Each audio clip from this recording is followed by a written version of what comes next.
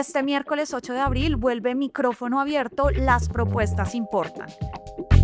El espacio de la silla vacía en la que expertos y ciudadanos le preguntan a los candidatos presidenciales sobre sus propuestas y visión de país. La invitada será la candidata Paloma Valencia. Si quiere asistir a este evento en Bogotá o preguntarle a la candidata, le dejamos en la descripción del episodio todos los detalles para que lo haga. El Micrófono Abierto con Paloma Valencia lo podrá ver en vivo en el YouTube de La Silla este miércoles 8 de abril a las 5:30 de la tarde.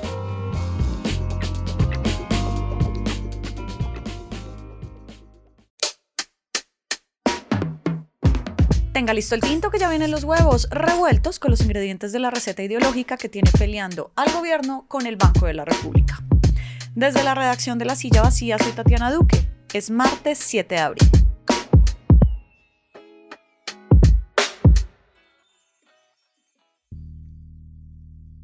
La pelea entre el gobierno con el Banco de la República tiene en tablas la discusión de la política económica. El lío es la subida en la tasa de interés.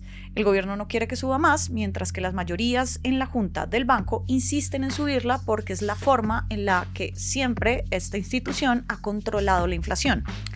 En el fondo, hay un debate ideológico sobre el papel del Estado en el crecimiento de la economía, que conversa con una nueva escuela ideológica de la economía nacional que tiene impulso dentro de la Casa de Nariño y la campaña de Iván Cepeda, el candidato de la izquierda.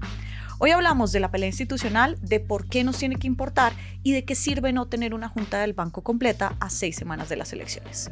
Pablo Manrique está revisando los datos económicos para La Silla. Gracias por volver por acá. No, gracias a ti por invitarme. El lío evidente al interior del Banco de la República es que el ministro de Hacienda, Germán Ávila, que hace parte de esa junta, y la preside, ya no quiere volver a la junta porque no está de acuerdo con la subida de las tasas de interés. Si no va el ministro, entonces nos quedamos en tablas. Pues si uno le cree al decreto que establece las reglas de juego del Banco de la República, en efecto, nos quedamos en tablas. O sea, no podrían seguir subiendo la tasa de interés porque no pueden sesionar sin el ministro, que es lo que espera que siguiera haciendo el banco. ¿Para qué? Para frenar la inflación. ¿Por qué no pueden reunirse sin el ministro si la junta la conforman 7 personas y él es una de esas 7? Bueno, pues en efecto sí son 7. Son 5 codirectores, el ministro, el gerente del banco, que lo escogen los codirectores, según los estatutos del banco. El problema es que para sesionar deben haber 5 personas y una de ellas tiene que ser el ministro porque según el decreto es el que preside la junta. Si no hay ministro, no hay quien presida y sin alguien que presida, no puede haber junta. Ahí está la discusión sobre si el decreto del banco es constitucional, porque la junta, por constitución, es independiente del gobierno. Y si no puede sesionar sin el ministro, pues para algunos deja de ser muy independiente. Claro, el Ministerio de Hacienda se va de la junta justamente porque no le gusta que suba la tasa de interés. ¿Por qué no le gusta? Bueno, lo primero es que es un poquito el niño que va perdiendo el partido y se lleva el balón. Pero en medio de todo es que el banco, primero hay que entender, es el prestamista principal de los bancos privados. ¿Y les presta a qué tasa? Pues a la tasa que decreta el Banco de la República. La tasa es importante porque como es la tasa a la que se endeudan los bancos, si la tasa es bajita, los bancos se endeudan más, le prestan más plata a la gente, a tasas más bajitas y eso hace que haya más dinero, más inversión y la economía se mueva más rápido. El problema es que si toda esa plata se está moviendo en la economía, pueden subir más los precios. ¿Por qué? Porque hay más oferta de billete, entonces el valor del billete disminuye. La discusión del presidente y el banco es histórica y en economía la llamamos la discusión entre palomas y halcones. Se llama así porque el halcón, en este caso el Banco de la República, es un cazador que está cazando la inflación. Lo que dice es que lo importante es controlar la inflación a toda costa y estabilizar los precios porque lo indispensable es que la plata no pierda valor. Y del otro lado están las palomas porque son moderadas y no cazan, porque dicen que lo importante es reducir el desempleo, que crezca la economía, así la inflación sea más alta. En este caso, entonces, la paloma es el gobierno y en este caso también la discusión del gobierno es ese punto. Más gasto público, más empleo público, más endeudamiento para controlar lo que pase con la economía. Exacto. Y lo importante es que sin importar las consecuencias, que a futuro es una inflación más alta. o que el gobierno se quede sin plata porque se endeudó para gastar, o que endeudarse cada vez se vuelva más caro. Esa postura de crecimiento no es solo política, sino es una postura de teoría económica. Lo que propone el gobierno va en contra del consenso histórico de los economistas en Colombia, donde hemos sido una economía cauta y estable. Y es que durante años nos hemos basado en esto de crecer lento y a buen paso. Y esa idea está retada por una nueva vertiente económica que nace con el gobierno Petro. Exactamente una semana antes de que el ministro de Hacienda se parara de la Junta Directiva del Banco de la República para nunca más volver, se lanzó al estrellato, por decirlo así, el Centro Económico Vida, que se plantea como una escuela de pensamiento que le quiere hacer oposición a estas ideas que han controlado la política económica del país. ¿Qué tanto las ideas del Centro Económico Vida están conversando con esta discusión en el banco y el gobierno? Pues las ideas que hicieron en ese evento sobre la política monetaria prácticamente le hicieron antesala a los argumentos que dio el ministro para irse de la Junta. Vamos por partes. El Centro Vida se creó hace 2 años y sus líderes son Simón Gómez, que es un economista del King's College, hizo parte del equipo programático de Petro y ahora hace parte del equipo de Iván Cepeda. Otro de los líderes es Daniel Rojas, el actual ministro de Educación que se graduó hace poco de una maestría de Economía y fue hasta chiste porque no aprobó al primer intento su examen de tesis. Sí, recuerdo que el presidente también se burló de él un poco con eso. Sí, y en la organización de este centro en general hay gente del pacto, hay contratistas del gobierno y contratistas específicamente del Ministerio de Educación. O sea que la gente que es gobierno o quiere ser gobierno con Iván Cepeda son los que conforman este centro de pensamiento.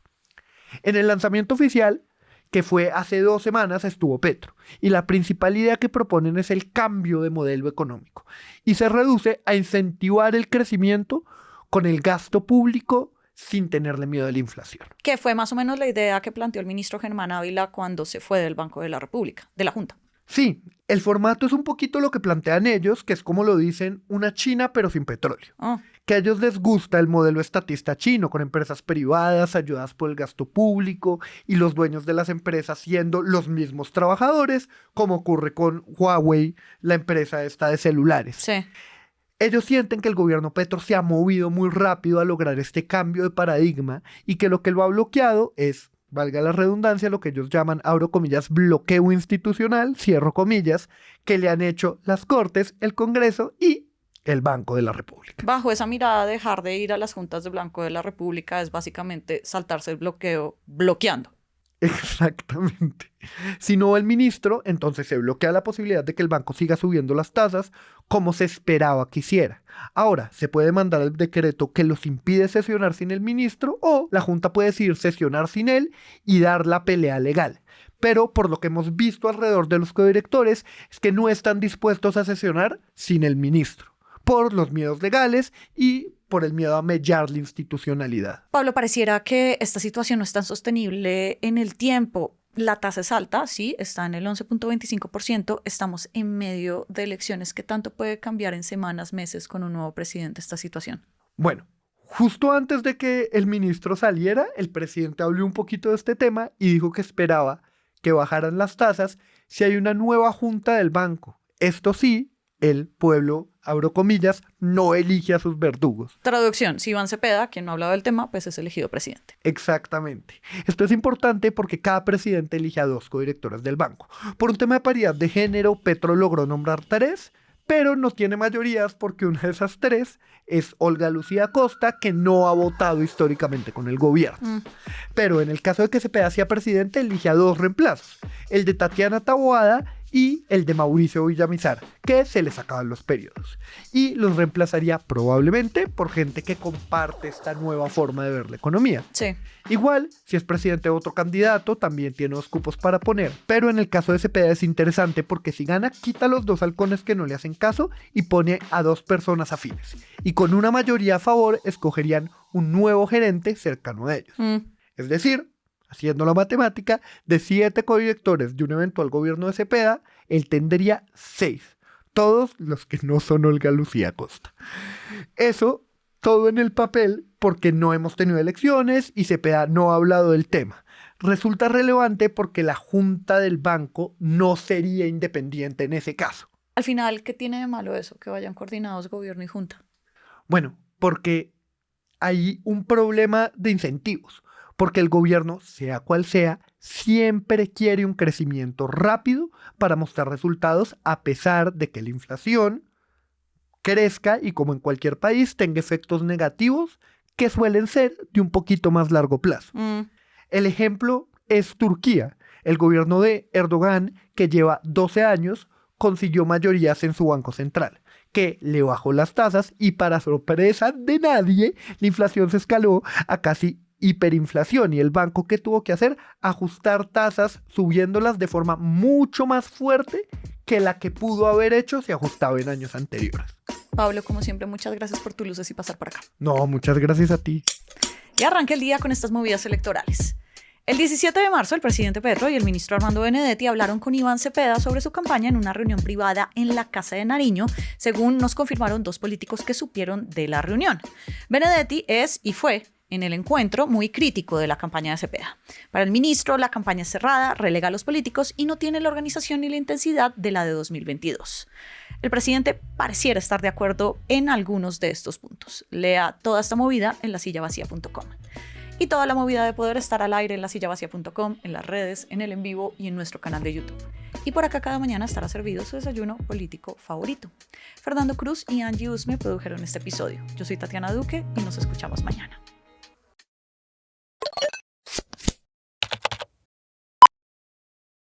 Hacer periodismo independiente cuesta. Cada suscripción a este canal nos permite financiar historias que revelan patrones, intereses y otras dinámicas de poder que otros no cuentan. Suscríbase y sea parte de la comunidad que apoya a La Silla Vacía.